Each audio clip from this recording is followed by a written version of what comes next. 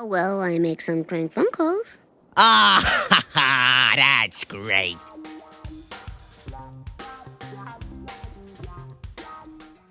Number 20. Barney and Moe are the same person. This is definitely one of the more out there ideas that some fans have for the show. Of course, we all know Moe the bartender and Barney Gumble, two prominent figures at Moe's Tavern and a part of Homer's life. You'll be back, and so will you, and you, and you. Of course I'll be back. If you didn't close, I'd never leave. However, some have proposed the idea that both Moe and Barney are the same person. How can that be? Well, apparently, Moe pressured Professor Frink into using his time machine to alter his childhood to improve his life. Don't worry, Barney. Time heals all wounds. Well, what do you know? You're right. He took on the name Barney Gumble, but then walked into Moe's and forgot everything. Mamma mia! Number 19. The show is told from Ned Flanders' perspective. The Simpsons can be rather crass in their behavior, especially compared to their next-door neighbor Ned Flanders and his family. Why aren't we ascending into heaven? Oh, right, the sins. Perhaps we've been looking at things all wrong, as this theory suggests. The reason Homer is boorish and inconsiderate is because that's how Ned views him. What's the matter, Ned? I think I hate Homer Simpson. The same can be said for Bart, whose bratty behavior would look worse compared to the respectable Rod and Todd. In fact, you can argue that the reason the Flanders flock looks so idyllic compared to the Simpsons is because of Ned's bias towards his family, while having contempt for Homer and his family. Homer, you are the worst human being I have ever met. Hey, I got off pretty easy. Number 18. Bart was a stonecutter before Homer. Before Homer ever joined the Stonecutters, Reddit user TiePiper93 posits that Bart was already a member. Lenny and Carl are never around on Wednesdays, and they don't tell me where they go. It's like a conspiracy. A conspiracy, eh? You think they might be involved in the Kennedy assassination in some way? I do. No. There are only two ways to join the secret society. One being saving the life of a member or being the son of one. Back in season 2, Bart saved Mr. Burns' life, which would grant him membership. By the way, what was the lad's name? Bart Simpson, sir. Who? He's the son of Homer Simpson, one of your steps in Sector 7G. Well, the Simpsons will be getting a very nice surprise in the mail. Very nice indeed. He's also Abe's grandson, but we don't know how strict they are with family ties. Later, when Homer is revealed to be the chosen one, he commands Lisa to be removed from the room, and Bart happily follows the order. Don't you see? Getting what you want all the time will ultimately leave you unfulfilled and joyless. Remove the girl. Dad, you're not with your stonecutters now. There are no lackeys around to carry out your every... There's also the fact Bart frequently evades trouble at school because Principal Skinner is also a member of the Order. Number 17. Every episode is a new universe. Being on the air for more than 30 years certainly messes with the show's continuity. Not only does the layout of the town change, but so does that of the Simpson house depending on the episode. Homer, it's really coming down. Could you check on the boys? They're fine. In earlier seasons of the show, Marge and Homer meet in the 70s, but in more recent seasons, they're both Gen Xers. The middle of a wild decade known as the 1990s. The 90s? Never heard of it. Oh, it was a wonderful time. The Iraq War was over once and for all. A struggling Matt Groening created Futurama.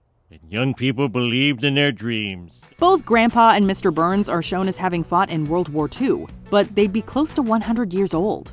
One way to explain the shifting physical and temporal properties of the show is that each episode is its own universe, meaning there's no overarching continuity. It seems like every week something odd happens to The Simpsons. My advice is to ride it out, make an occasional smart-aleck quip, and by next week we'll be back to where we started from, ready for another wacky adventure. Ay, caramba! That's the spirit. Number 16. Moe knows Bart is pranking him. There's nothing more classic than watching one of Bart's prank phone calls to Moe. Is Seymour there? Last name, Butts. Just a sec. Hey, is there a Butts here? See more Butts? Hey, everybody! I want to see more Butts! Oh, wait a minute. After being pranked for so many years, you'd think that Moe would eventually figure out who's behind it all. Redditor Senor Schnarf proposes that he does in fact know it's Bart, but he admires the boy and wants to keep him happy. Is Mike there? Last name, Roch. Hold on, I'll check. My crotch! My crotch! Hey, has anybody seen my crotch lately? Listen to me, you little puke. One of these days I'm gonna catch you. There is some evidence to back this up. After Homer is fired from the power plant, he's out drinking at Moe's. Marge sends Bart to bring Homer home right after a prank call. It's you, isn't it? Listen, you, when I get a hold of you, I'm gonna use your head for a bucket and paint my house with your brains. Bart, I want you to go down to Moe's Tavern. I need you to bring your father home. When Bart enters the bar and starts speaking, Moe immediately recognizes his voice and is thrilled to see the younger Simpson. Excuse me, I'm looking for... Wait a minute. I know that voice. If it isn't little Bart Simpson, I haven't seen you in years. That's right. That's my pop. Number 15, Maude never loved Ned. The Flanders seem to have the perfect life, especially compared to their neighbors, the Simpsons. However, fans have noted several instances that would indicate that maybe Maude isn't the loving, devoted wife we all assume she is. I told you to unplug the phone. But it could be my mother. How did... Shoot! That is it, Ned. If you don't unplug that phone right now, you're sleeping on the lawn. Will you two shut up? People are trying to sleep! When Ned snaps and is sent to a mental health hospital after his home is destroyed by a hurricane, Maude is nowhere to be found. When a comet is about to hit Springfield, Ned is forced out of his bomb shelter and she doesn't raise much opposition. Sounds fair. Toodaloo, everybody. I'll scream when the comet gets here. Oh, I'm coming with you, Nettie. No, sweetheart. You stay here because... Okay. Later, after she's passed on, Ned has preserved her indentation in their bed, and she's positioned such that she slept facing away from her husband. Could you sleep on my side? I'm trying to preserve Maude's indentation. Sorry. Oh, no problem. A little starch will fix her right up. Number 14, Chief Wiggum isn't Ralph's dad. Ever notice how Milhouse and his parents have similar features such as blue hair and big round noses? What is all this stuff? We've heard you've become a star. We decided we better start living in the fast lane. What if I'm not a success? How will you pay for all this? I'm sorry, I can't hear you, son. I'm wearing a jacuzzi suit. It's a good indication that they're related, but some fans have noticed that the same cannot be said about Ralph Wiggum and his parents. For one, they don't resemble each other all that much, leading some to speculate that Chief Wiggum might not be Ralph's father. You poor little boy. Oh, no, he'll be fine. He's always getting himself stuffed in this or that. Who would be the boy's dad? Look no further than the Chief's underling Eddie, given that both he and Ralph have thin, stringy hair. While we can't say for sure, the resemblance is oddly suspicious. I know Eddie is Ralph's father. Look at the hair. Look at the hair! No, Clancy, I swear to you, it's not true. My son's breath smells like cat food. Number 13, why Patty and Selma hate Homer. It's no secret that Marge's sisters are not particularly fond of Homer. Patty and Selma just got promoted at the DMV. Yeah, Homer. Let your wife have a glimpse of success for once. All right, that's the last straw. Time to take out the trash. Redditor BT Test Highlander 1 argues that the twin sisters' poor treatment of Marge is what pushed her to marry Homer. There are several instances where Patty and Selma are mean to a young Marge, and this had a profound effect on her when she grew up. This thing called a fire drill, they use it to drill a flaming hole in your head. And there's only one big toilet, and they make you all go at the same time. Homer can be a handful at times, but he has a pretty strong devotion to his wife, which is a stark contrast to Patty and Selma's behavior towards Marge. Since they want to continue to dominate their younger sister's life, they want Marge to be with a partner they approve of, thus treating Homer poorly in an attempt to convince her to move on from him. Get out of here, you ghouls! Number 12, Mr. Burns is aware of Homer's incompetence. Way back in season 1, Homer becomes the safety inspector of the nuclear power plant. I want you to be in charge of safety here at the plant. Safety? At the time, it made sense since he had just been on a public safety crusade. In the years following, he's been shown to be rather incompetent at his job, as we've seen him responsible for several near catastrophes. Frank Grimes even points out that accidents have doubled every year since Homer's been safety inspector. Accidents have doubled every year since he became safety inspector. And meltdowns have tripled.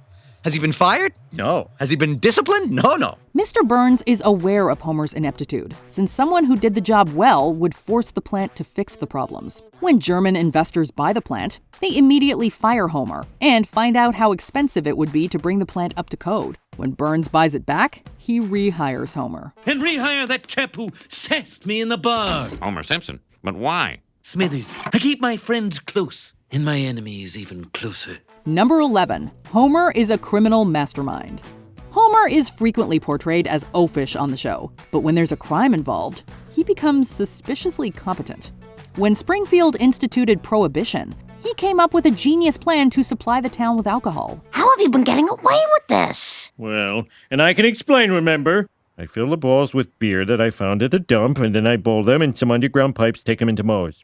Homer, that's very clever. Not only was Marge impressed with his scheme, but no one was able to catch him until he came out and admitted it. In another episode, once Bart shows him how to illegally download movies, he starts his own backyard theater screening the ill-gotten films to the townsfolk. Welcome to Cinema Pirate Diso. Tonight's movie is Life is Funny, directed by Judd Apatow. It's based on his life, starring his family, and ad-libbed by his friends. So for the next 3.5 hours, enjoy. He even breaks into the Smithsonian Museum with Lisa to view the Orb of Isis, commenting how his fingerprints are on file with the Springfield police. Run! Number 10. Bart created The Simpsons. Oh, this is perfect. Conjured up by Reddit user Just Embarrassing, this theory prophesies that Bart will grow up to be Matt Groening. Considering the show's creator based The Simpsons on his own family, going as far as to use their names, it makes sense that Bart would be partially based on himself. And the globe goes to Angry Dad!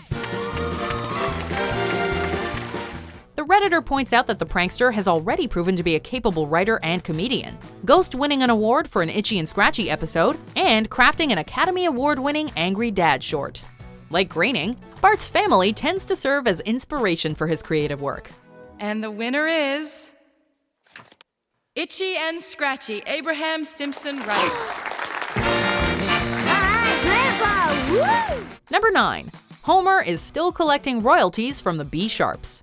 Each trip's a trip to paradise with my baby on board. Maybe not the sexiest theory, but it still makes a whole lot of sense. Redditor Somewhere Cheap speculates that despite working as an underpaid nuclear safety inspector, Homer still lives in relative luxury and can afford to travel the world with his family. As part of the Grammy-winning barbershop quartet, Homer's probably earned a decent chunk of change via royalties. However, when it comes to the rest of the B-Sharps, Barney would have drunk any money away, Apu's 8 children forced him into a life of modesty, and Skinner seems to be better off than his school board income should allow. Is that reputation justified? Yes. Yes, it is. Number 8. Marge shot Mr. Burns. Where is everybody? Season 6 ends with Mr. Burns getting shot by a mysterious attacker, who in the Season 7 opener was revealed to be none other than Maggie Simpson.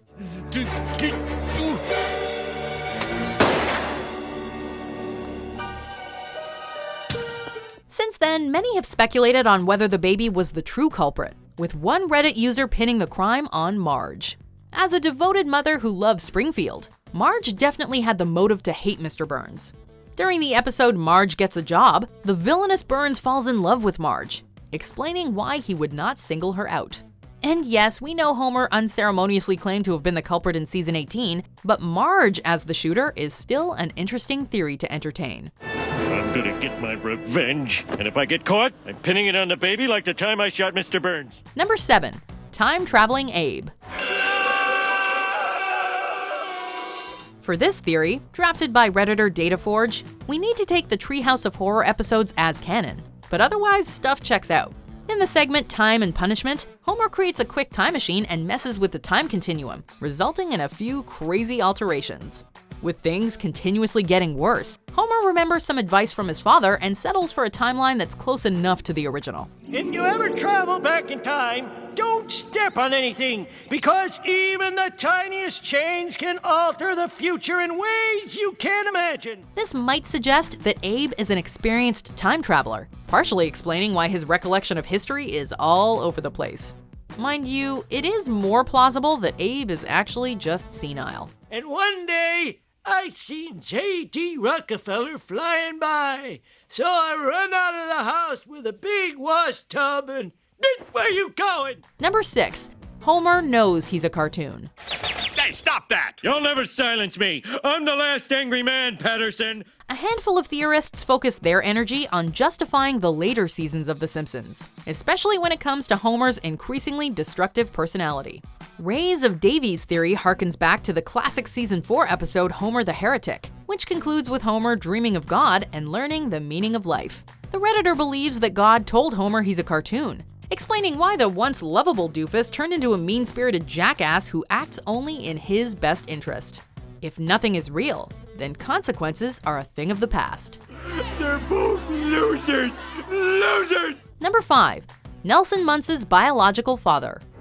Bart, you are a bad friend. There is more than one horse in this race. The identity of Nelson's biological father has always inspired many a discussion, with some speculating that Barney's his real daddy. Putting aside that Bart once found Mr. Muntz at a circus, a theory by Brownie James suggests that Nelson's real father is Snake Jailbird, pointing towards their similar physical appearance. Oh, goodbye student loan payments.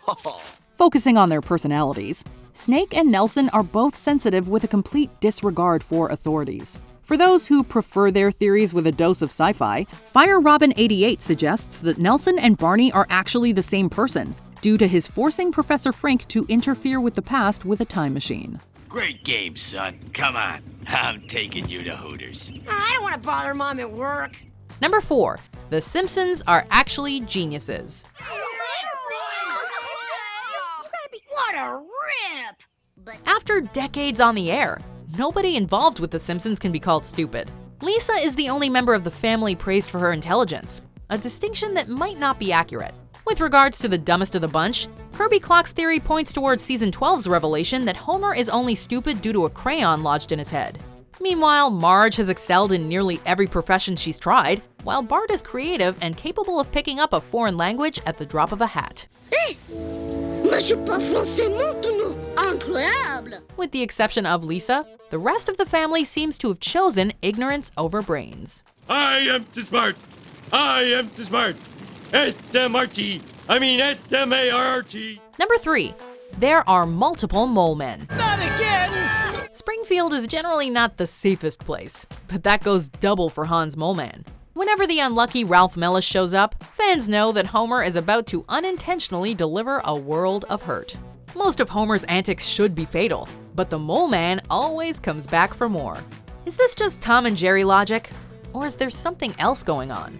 Aaron 3 theorizes that there are multiple Mole Men running around, and Homer is constantly killing a different one. This is borderline confirmed in the Season 11 episode, Hello Gutter, Hello Fodder. There is no escape from the fortress of the moles. No, except that. Number 2.